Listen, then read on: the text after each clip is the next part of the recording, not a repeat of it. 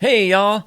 There's been a breakthrough in EV batteries from a company called StoreDot, which says you can charge 100 miles in 5 minutes, 300 miles in 15 minutes coming soon. Pretty crazy.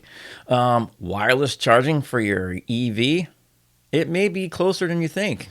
And big shocker, Tesla has won more federal money from the infrastructure law than any other company.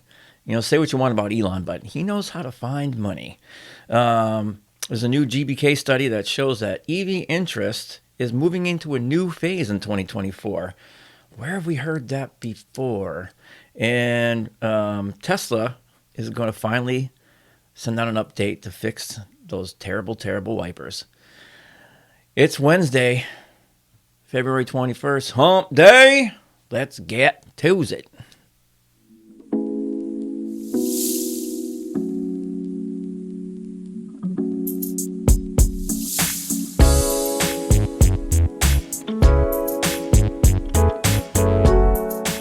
Well, happy Wednesday, everybody. It is hump day.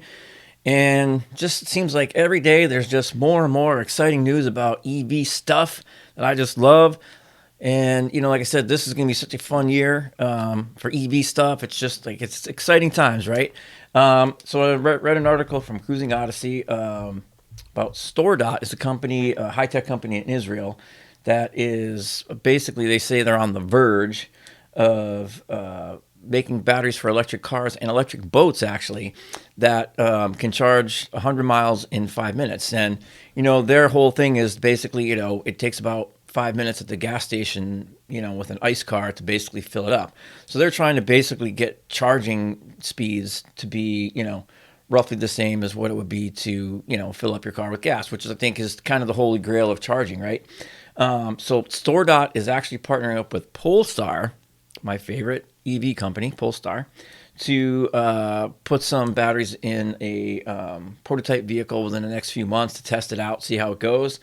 But yeah, they call it XFC cells, and they work with 350 kilowatt chargers. So, hopefully by the time these batteries fully hit the market and are in EVs, we'll actually have 350 watt plus chargers out there in the wild in North America that actually work, and you actually be able to use those chargers. But so again, the excitement is always tempered a little bit by stuff like that, right?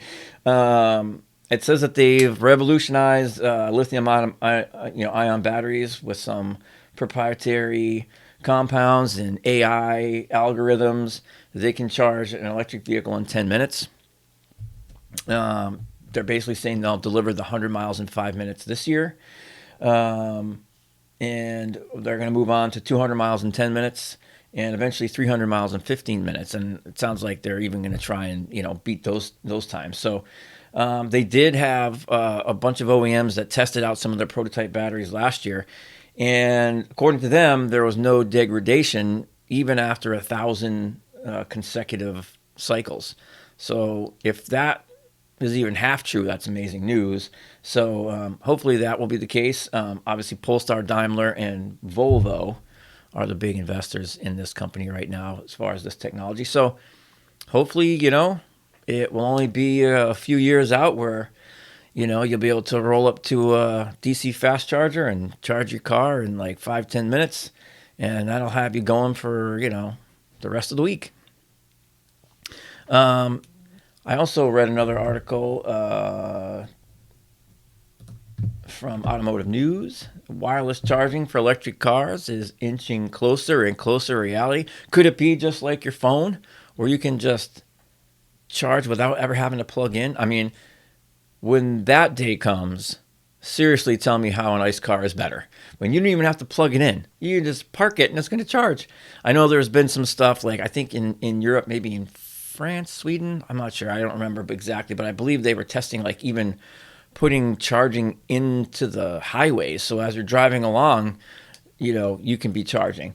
But this is something that's getting closer and closer to reality. There's a lot of companies testing it out. There's still a lot of hurdles to that because to put wireless charging like even in your garage, it's not like unless they can come up with some kind of pad that can just go down on your garage. But I don't know. It seems like, you'd have issues with, especially winter driving, things getting wet, dirty, that kind of thing. If you're going to put them in public places, that's like digging up pavement, putting things in the ground. So it's not like it's right around the corner, but it's being tested more and more. And obviously the speeds probably wouldn't be as great, at least at first. It'll take a while before, wirelessly charging your car would be done quickly. It's just like when you wirelessly charge your phone. It's not as fast as plugging it in usually, but if you're going to be somewhere for a while and you can just pull up to a parking spot like at work, or if you're out to dinner or shopping, or going out for a night on the town and in the city, and you just park on top of a wireless charger and just let your car charge up, it'd be pretty slick. So, and again, exciting times. It's not all stuff that's going to happen right now, but we're looking to the future, right? I mean, it's not that far off, so it's pretty cool. Then I saw another article about Tesla, big surprise, right?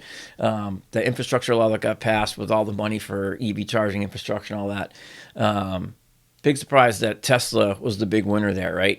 They've gotten more federal money than anyone else, and it makes sense. They're by far the leading EV manufacturer in the U.S., and their supercharger network is by far the largest and best EV charging network in North America, and it's not even open to all EVs yet. And I have to think that a lot of that money is due to the fact that they're going to open up the supercharger network. I don't think Tesla would be doing that unless it was to get that those government grants. They wouldn't just be out of the goodness of their hearts saying, we're going to help all you other EV drivers that didn't bother to buy a Tesla. We're going to help you all out by letting you charge at our supercharger network. I think it's more to be part of that government grant money, to be more considered a public charging network. And because, this is not the end of the gravy train as far as government money for EV charging goes. It's going to keep going for a while. And, Teslas will probably remain at the forefront of that. And again, people love him or hate him. Elon, he knows where to find the money. And it's funny enough, whether you love him or hate him, all that money, it's all ours. it's all ours. And he's getting a pretty big chunk of it. So either it's, oh, boo, he's stealing our money, or yay for Elon, whatever side you're on. So just take it for what it is, And, one of the other things that I saw was a GBK study. This was an article in Forbes, actually, about EV interest moving in a new direction in 2024. And again, where have we heard that before? Pretty sure right here. I say it almost every day.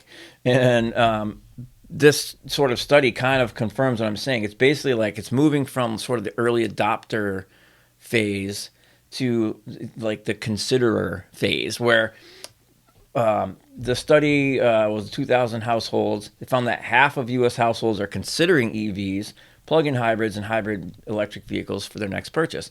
And that makes a lot of sense. I think the plug-in hybrid, or even just the regular hybrids, that's, like I've said before, is kind of the gateway drug to full-on EV, right?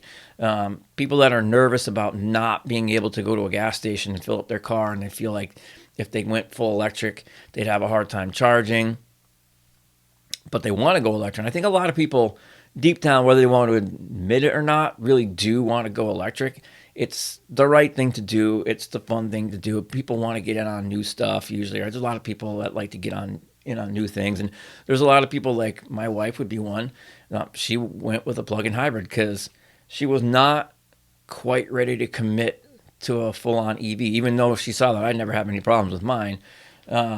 She was just like, it was, and it wasn't just that she wasn't quite ready to go full electric. It was price. That was part of it.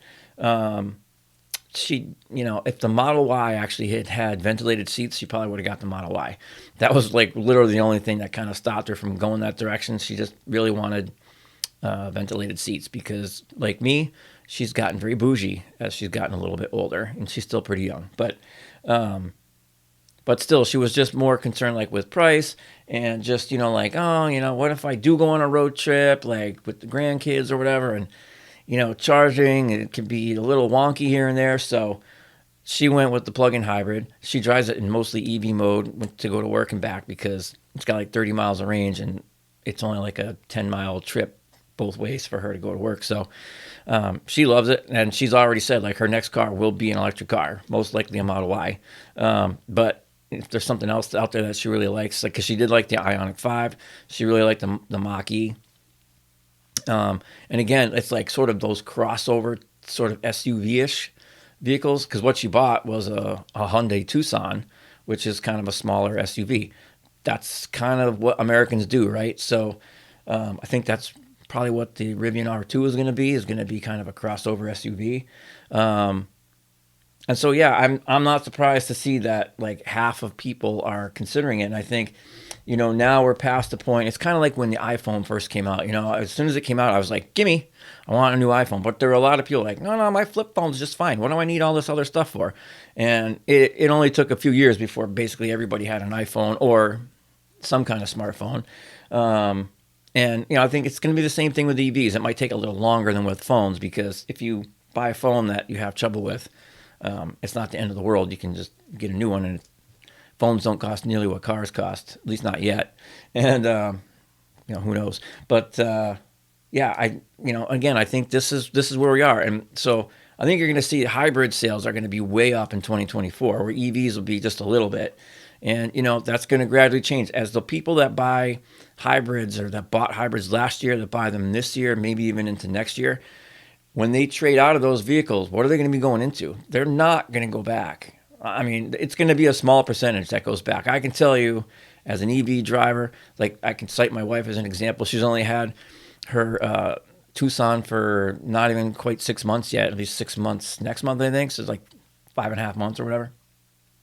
And she's already decided that when it's time to trade that vehicle in, she's going full electric. So, I think the hybrid thing, is going to be, that's going to be sort of the bridge to full EVs. So, all those people that, in the last 2-3 years bought hybrids, as they trade out of them in the next 3 to 4 to 5 years, they're going to go into EVs. And I think that's when you're going to really see, that's why you're going to see the EV sales take off like a rocket, because people that get used to driving in that electric mode. My son is a good example. My oldest son, he has a hybrid. He's got a Kia Sportage hybrid. And so basically the same as the Hyundai Tucson. It's the sister car, right? His is not a plug-in hybrid, but when he just drives on electric mode, he's always told me, he's like, Dad, now I get it. I get why he bought the EV. He's like, it's so much more fun to drive in EV mode. It's so quiet, and you got all that torque. He digs it. So he's another one.